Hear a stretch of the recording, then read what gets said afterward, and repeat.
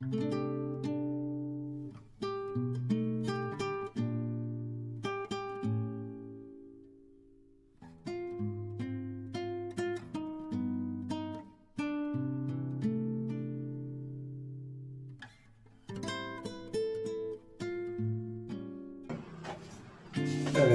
தி Lord. நம்ம இந்த நாளில் நிறைய பேசிக்கிட்டு இருந்தோம். ஆனால் நான் இன்னைக்கு உங்களுக்கு ஒரு விஷயத்த ஷேர் பண்ணணும்னு நினைக்கிறேன்.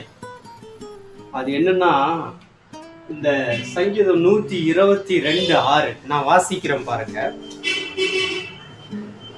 122:6 எருசலேமின் சமாதானத்துக்காக வேண்டிக் கொள்ளுங்கள், உன்னை நேசிக்கிறவர்கள் சுகித்திருப்பார்களாக.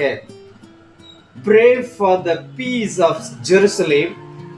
May they be secure who love you.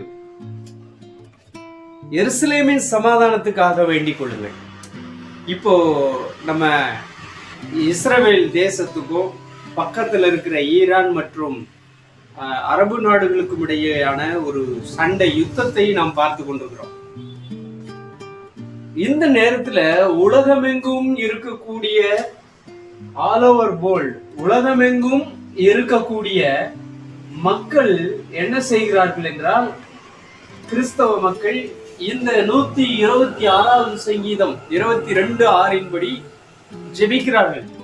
இந்த ஜெபம் எப்படி செய்கிறார்கள் அப்படின்றத ரொம்ப முக்கியம். அவங்க எருசலேமின் சமாதானத்துக்காக ஜெபம் பண்றதுல பிரச்சனை கிடையாது. ஏன்னா ஒரு கிறிஸ்தவன் சமாதானம் பண்றதுக்கு தான் பேசணும். பைபிள்ல நம்ம வாசிக்கிறோம், சமாதானம் பண்ணுகிறவர்கள் பாக்கியவான்கள் அப்படின்னு சொல்லி பார்க்கிறோம். ஸோ நம்ம ஒரு ஆசீர்வதிக்கப்பட்ட மக்களா இருக்கணும்னா நம்ம சமாதானம் பண்ணணும், சமாதானத்துக்காக ஜெபம் பண்ணணும். ஆனா இந்த எருசலேமின் சமாதானத்துக்காக ஜெபம் பண்ணும்போது ஒரு தவறான பெர்ஸ்பெக்டிவ், பார்வையில ஜெபம் பண்றாங்க. என்ன ஜெபம் பண்றாங்க?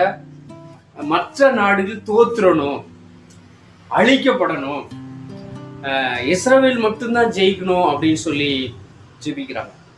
ஆனா இந்த வசனம் சொல்லப்பட்ட பின்னணி சூழ்நிலையெல்லாம் பாருங்க. இந்த 122வது சங்கீதம் எழுதப்பட்ட அந்த நிலையில அது ஒரு நாடாக இருந்தால் கூட சுற்றிலும் இருக்கக்கூடிய நாடுகளால் ராஜாக்கள் ஆட்சி முறை இருந்தபடினால ஒருவர் எப்பொழுதுமே யுத்தத்தில் இருந்தார்கள். அது ஒரு முழு நாடாக வடிவமைக்கப்பட்டிருந்தா கூட யுத்தங்கள் நடந்து கொண்டே இருக்கக்கூடிய ஒரு சூழல் இருந்துச்சு. அது ஒரு எருசலேம் ஒரு அரசியல் நகரமாக, யூத மதத்தின், அதாவது ஆபிரகாமின் மதம், யூத மதத்தின் தலைமையிடமாக இருந்தது. அது ஒரு ஆவிக்குரிய தலமாக அன்றைக்கு கருதப்பட்டது. அந்த இடத்துல தேசிய ஒருமைப்பாடு மற்றும் ஆவிக்குரிய நிலைகளுக்காக அவங்க அந்த சூழல் இருந்தது. எருசலேம், சலேம், சாலேம் அப்படின்னா நீதி, கடவுளோடு கூட உள்ள ஐக்கியத்தை அடிப்படையாக கொண்ட ஒரு ஸ்தலம். அமைதி, சாலோம் என்று சொன்னால் அமைதி, நீதி, நீதியின் ராஜா, அமைதி, சமூக நலனுடன் இருக்கக்கூடிய ஒரு சூழலை எதிர்பார்க்கிற ஒரு இடமாக சமாதானம் என்ற வார்த்தை அது நமக்கு பொருளை தருகிறது. பழைய ஏற்பாட்டு சூழலை பொறுத்த வரைக்கும் யூதருக்கு தேவனுடைய உடன்படிக்கையும் தேவ ஜனங்களோடு உள்ள ஐக்கியத்தின் மையமாகவும் எருசலேம் இருந்தது. ஆகவேதான் இந்த 122:6 ஒரு தேசிய ஆவிக்குரிய சூழலுக்கான ஒரு ஜெபமாக, நிலையான அமைதிக்கான ஒரு ஜெபமாக, அது தேவனிடத்திலே ஒரு அமைதிக்காக மக்கள் ஜெபிக்க வேண்டும் என்ற அறைகூவல் நிறைந்ததாக, இஸ்ரவேலின் எதிர்பார்ப்பாக, அந்த தேசத்தின் எதிர்பார்ப்பாக சமாதானம் இருந்தது. அதற்காகத்தான் அந்த வசனம் பாடலாக பாடப்பட்டு எழுதப்பட்டது. ஆனால் இந்த நிலைமையை புரிந்து கொள்ளாமல் கிறிஸ்தவர்கள் என்று சொல்லுகிறவர்கள் இன்றைக்கு எருசலேம் ஏதோ கிறிஸ்தவர்களுடைய இஸ்ரவேல் கிறிஸ்தவ நாடு போலவும் மற்ற ஆவிக்குரிய விஷயங்களை நிறைவேற்றுவது போலவும் நினைத்து மற்ற நாடுகளுக்கு எதிரான பகைமையை தங்களுக்குள் வளர்த்து கொண்டு ஆண்டவரை மற்ற நாடுகளுக்கு எதிராக செயல்படும்படிக்கு தூண்டுகிறார்கள். ஜபத்துல தங்களுடைய வேலையாளாக, தங்களுடைய போர் வீரனாக கடவுளை அவர்கள் ஏவுகிறதுக்கு ஏவலாளை போல கடவுளை பயன்படுத்த தங்கள் ஜபங்களில் முயற்சிக்கிறார்கள். ஆனால் புதிய ஏற்பாட்டில் கிறிஸ்தவ பார்வையின்படி நாம் பார்த்தால், நான் ஏற்கனவே சொன்னது போல மத்தேயு 5:9 பாக்குறோம், சமாதானம் பண்ணுகிறவர்கள் பாக்கியவான்கள். யோவான் சொல்றாரு 18வது அதிகாரத்துல, என் ராஜ்யம் இந்த உலகத்திற்குரியதில்லைன்றார். அப்ப நீங்க எதுக்கு ஜெபம் பண்றீங்க? கிறிஸ்தவர்கள் எதுக்கு ஜெபம் பண்றாங்க? இந்த உலகத்துல ஒரு ராஜ்யம் கட்டப்படுறதுக்காக ஜெபம் பண்றாங்க. அது கட்டப்படுறது எங்க கட்டப்படும் நினைக்கிறாங்க? இஸ்ரவேல்ல தான் கட்டப்படும் நினைக்கிறாங்க. அந்த இஸ்ரவேல் கிறிஸ்தவ நாடா? இல்லை, அது யூதர்களின் நாடு. அங்கே இருக்கிறது கிறிஸ்துவ நம்பிக்கையா? இல்லை, அது ஒரு யூத நம்பிக்கை. சோ இந்த அடிப்படையே புரிதலுக்கு கிறிஸ்தவர்களுக்கு இல்லை. மத்தேயு 5:44 பாக்குறோம், உங்க சத்துருக்களை சிநேகியுங்கள், துன்புறுத்துகிறவர்களுக்காக நீங்கள் ஜெபம் பண்ணுங்கள், உங்களை சித்திரவதை செய்கிறவர்களுக்காக ஜெபம் பண்ணுங்கள் அப்படின்னா ஆண்டவர் சொல்றார். அப்ப நீங்களும் நானும் கிறிஸ்தவர்களா இருந்தா, கிறிஸ்துவின் சுபாவம் சாயலும் நமக்குள்ள இருந்தா, கிறிஸ்தவ அபிப்பிராயம் நமக்குள்ள இருந்தா, கிறிஸ்தவ வாழ்க்கை முறை நமக்குள்ள இருந்துச்சுன்னா, கிறிஸ்துவை போல வாழ நாம முயற்சிப்போம்னா, நாம சத்துருக்கள் மன்னிக்கப்பட வேண்டும், மனம் திரும்ப வேண்டும், எதிராளிகள் மக்களுடைய நலனில் அக்கறை செலுத்த வேண்டும், மக்களை துன்புறுத்துகிறவர்கள் தாங்கள் மக்களுடைய கஷ்ட நஷ்டங்களை கண்டு மனம் திரும்ப வேண்டும். அப்படிப்பட்ட ஆட்சியாளர்கள் எல்லாம் தங்களுடைய வன்முறையிலிருந்து போர் யுக்தியை எல்லாம் கைவிட்டு விட வேண்டும் அப்படின்னு தான் ஜெபம் பண்ணுமே தவிர, ஒரு நாடு ஜெயிக்க வேண்டும், இன்னொரு நாடு தோற்க வேண்டும் என்பது நம்முடைய ஜெபமாக இருக்கக்கூடாது. இந்த முறை தவறானதாக இருக்கிறது. பாருங்க, தீமோத்தேயு 1 தீமோத்தேயு படிக்கிறோம், 2ஆம் அதிகாரம் 1-2 வரைக்கும். அவர் அனைவருக்காகவும் ஜெபம் பண்ணுங்க, ராஜாக்களுக்காக ஜெபம் பண்ணுங்க, அமைதலுள்ள ஜீவனம் பண்றதுக்காக ஜெபம் பண்ணுங்க அப்படின்றார். இந்த ஜெபம் அப்படின்றதே ராஜாக்கள் எதிரிகளையும் உள்ளடக்கிய ஒன்றாக இருக்கிறது, சத்துருக்களை உள்ளடக்கியதாக ஒன்றாக இருக்கிறது, வன்முறையை மனதிலே வைத்துக் கொண்டிருக்கிறவர்களை உள்ளடக்கியதாக இருக்கிறது. அப்படிப்பட்டவர்களால் தான் சமாதானம் இல்லாத சூழல் உண்டாயிருக்கு. இப்ப உலகம் பூரா யுத்தத்தின் செய்திகளை கேட்கிறோம். ஏன் சமாதானம் இல்லாம இருக்கு?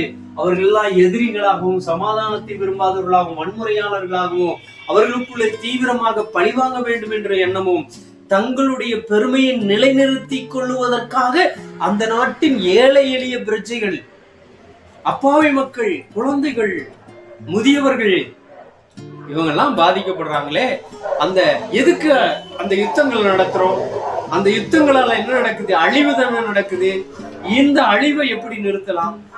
நோக்கம் அழிவு அழிக்கிறதா, இல்ல மக்களை சமாதானமா பாதுகாப்பா வச்சிருக்கிறதா? அப்ப தேசங்கள் நாம் யுத்தம் பண்ணினாலும் நம்முடைய நாட்டு மக்கள் பாதிக்கப்படுகிறார்களே அப்படின்ற சுய உணர்வே இல்லாம ஒரு ராஜா, ஒரு தலைவன், ஒரு ஆட்சியாளன் இருந்தா அவனும் மக்களுக்கு எதிரானவன் தான், வன்முறையாளன் தான். அவனுக்காகவும் ஜெபம் பண்ணணும். அப்பதான் மக்கள் சமாதானம் உள்ள ஜீவனம் பண்ண முடியும். ஆகவே நாம அழிவுக்காக ஜெபம் பண்ணக்கூடாது. கிறிஸ்தவர்கள் பண்ற ஜெபமே எருசலேம் சமாதானமா இருக்கணும், எருசலேமை காப்பாத்துங்க, ரைட்டு, இஸ்ரவேலை காப்பாத்துங்க, ரைட்டு. ஆனா இஸ்ரவேலை காப்பாத்தணும்னா இஸ்ரவேல் ராஜா இன்னொருத்தர் தோற்கடிக்கணுமே. அந்த நாட்டை தோற்கடிச்சா என்ன நடக்கும்? அங்க இருக்கிற அழிவுகள் தானே உண்டாயிருக்கும். அதனால இப்ப என்ன நடந்துட்டு இருக்கு? எல்லாமே விலைவாசி உயர்ந்துருச்சு, உணவு தட்டுப்பாடு வந்துருச்சு, தண்ணீர் தட்டுப்பாடு வந்துருச்சு, பாதுகாப்பு குறைவு வந்துருச்சு, இப்ப எரிவாயு, சமையல் எரிவாயு இல்லாம போச்சு, வண்டி ஓட்டுறதுக்கு, வாகனம் ஓட்டுறதுக்கு பெட்ரோல் போன்ற எரிபொருள்கள் கிடைக்காம போயிடுச்சு. இதுக்கெல்லாம் என்ன காரணம்? அப்ப இந்த தட்டுப்பாடுகளையும் மனித பாதிப்புகளையும் சமூக இடர்பாடுகளையும் உருவாக்குறதுக்கு கடவுள் உறுதுணையா இருப்பாரு நம்புறீங்களா? அப்படி அவர் செயல்படணும்னு நீங்க விரும்பி ஜெபம் பண்றீங்களே, அதை அவர் செய்வாரா? அந்த ஜெபத்தில் அவருக்கு பிரியம் இருக்குமா? யோசிச்சு பாருங்க. சோ யுத்தத்திற்கு ஆதரவான ஒரு ஜெபமாக இது சொல்லப்படவில்லை. நீங்க கவனிச்சுக்கணும். அந்த வசனத்தை திரும்ப நான் வாசிக்கிறேன் பாருங்க. 6வது வசனம் 122வது சங்கீதத்துல, சமாதானத்துக்காக வேண்டிக் கொள்ளுங்கள். அவ்வளவுதான்.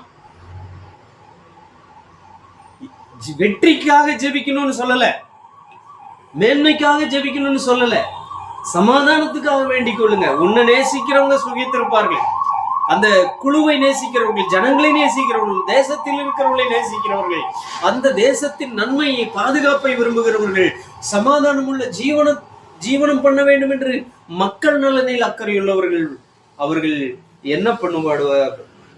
அவர் அப்படிப்பட்ட மக்கள் என்ன செய்வார்கள் என்று சொன்னால், அவர்கள் சுகித்திருப்பார்கள், அவர்கள் ஆசீர்வதிக்கப்பட்டிருப்பார்கள், அவர்கள் பாதுகாப்பாக இருப்பார்கள். அதுதான் காரியமாக இருக்கிறது.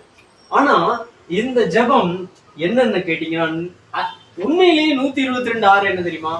இது ஒரு உலகளாவிய கிறிஸ்தவ தன்மைக்கு எதிரானது. நீங்க இதன் அடிப்படையில இஸ்ரவேல் ஜெயிக்கணும், மத்தவங்க தோத்து போகணும்னு ஜெபம் பண்ணீங்கன்னா அது கிறிஸ்தவ தன்மைக்கே எதிரானது. against the Christian spirit. அப்படி ஒரு ஜெபம் செஞ்சா ஆண்டவர் அதை கேட்க போறது இல்லை. அப்படி எவ்வளவு நாள் ஜெபிச்சிருக்கிறோம்? அந்த நாடு யுத்தம் இல்லாம இருந்திருக்கா? யுத்தத்தை ஒவ்வொரு தலைவர்களும் வரும்போதெல்லாம் நடப்பித்து கொண்டே இருக்கிறார்களே. இன்றைக்கு வரைக்கும் உலகளாவிய சவாலாக அந்த தேசம் இருக்கிறதே. காரணம் என்னன்னா, அவர்கள் அப்படிப்பட்டவர்கள் அல்ல, அது ஆவிக்குரியதாக இல்லை.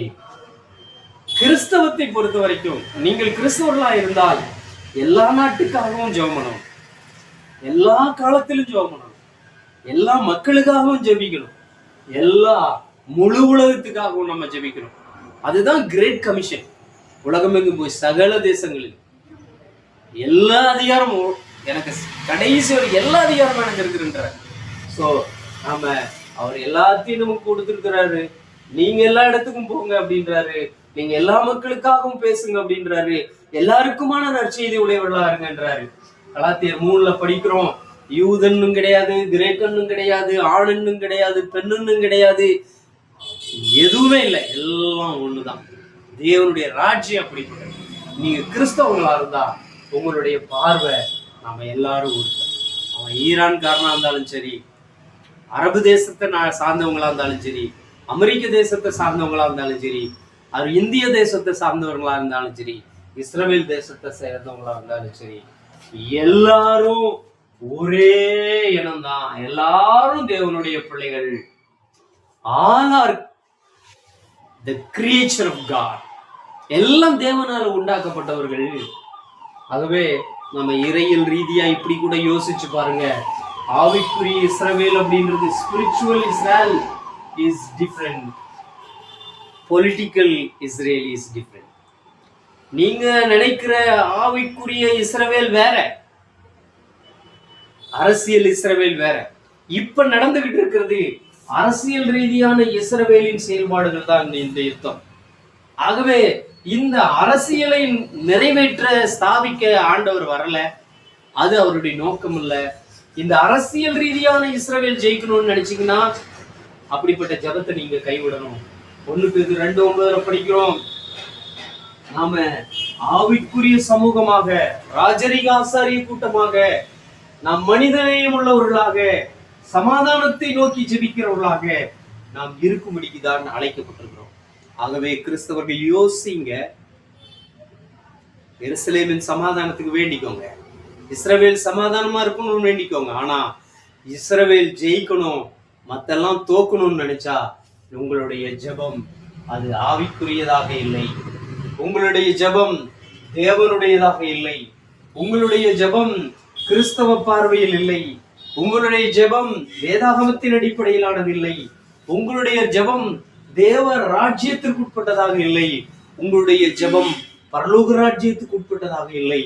நீங்கள் மனித ரீதியாக மனுஷீக புத்தியில யோசித்து ஜெபிக்கிறீர்கள். அந்த ஜெபத்திற்கு பதில் கிடைக்கவே கிடைக்காது. இந்த வசனத்தை பொறுத்த வரைக்கும் எழுதினவர், பாடினவர் கூட அவர் மற்றவர்களை தோற்கடிக்க வேண்டும் என்று ஜெபம் பண்ணுங்கள் என்று சொல்லவில்லை. என்ற சமாதானத்துக்காக, ஒரு ஆவிக்குரிய சமாதானத்துக்காக, தேசிய ஒற்றுமைக்காக, ஒரு நன்மைக்காக, சமூக நலனுக்காக, கடவுளோடு உள்ள ஐக்கியத்திற்காக ஜெபம் பண்ணுங்கள் என்று சொல்கிறார். அப்படி பண்ணுங்கள், நீங்கள் ஆசீர்வதிக்கப்பட்டிருப்பீர்கள். ஆகவே இதுவரைக்கும் நம்முடைய ஜெபங்கள் எருசலேமின் சமாதானத்துக்காக வேண்டுவதாக இருந்தாலும், மற்ற நாடுகள் தோற்கடிக்கப்பட வேண்டும், இஸ்ரவேல் தான் ஜெயிக்க வேண்டும் என்ற எண்ணம் இருத்தோடு ஜெபிப்போம் என்றால் நம்முடைய ஜெபத்தை ஆலோசித்து பாருங்கள், நிதானித்து பாருங்கள். கடவுள் உங்களையும் என்னையும் ஆசீர்வதிப்பாராக. நம்முடைய ஜெபங்கள் எல்லா ஜனத்துக்கும், எல்லா நாட்டுக்கும், யாவரும் சமாதானம் உள்ளமா ஜீவனம் பண்ணும்படிக்கு ராஜாக்களுக்காகவும் எதிரிகளுக்காகவும் கூட ஜெபம் பண்ணுங்கள். நம்முடைய ஜெபம் சமாதானம் பண்ணுவதாக இருக்கட்டும். நம்முடைய ஜெபம் சத்துருக்களை நேசிப்பதாகவும் துன்புறுத்துகிறவர்களுக்காக ஜெபிப்பதாகவும் இருக்கட்டும். கர்த்தர் நம்முடைய ஜெபங்களை கேட்டு ஆசீர்வதிப்பார். ஆமென். தேங்க்யூ.